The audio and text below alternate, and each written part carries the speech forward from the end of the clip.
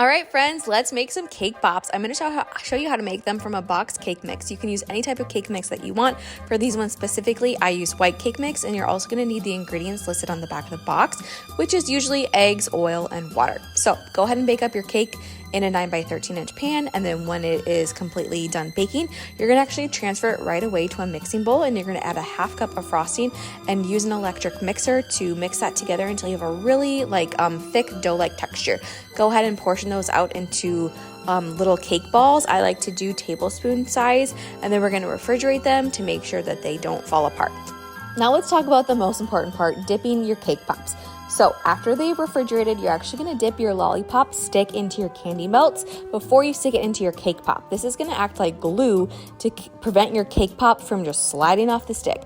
And then what you're going to do is go ahead and dip the rest of your cake pop in those candy melts and then set them up on some styrofoam or an egg carton or something like that to dry.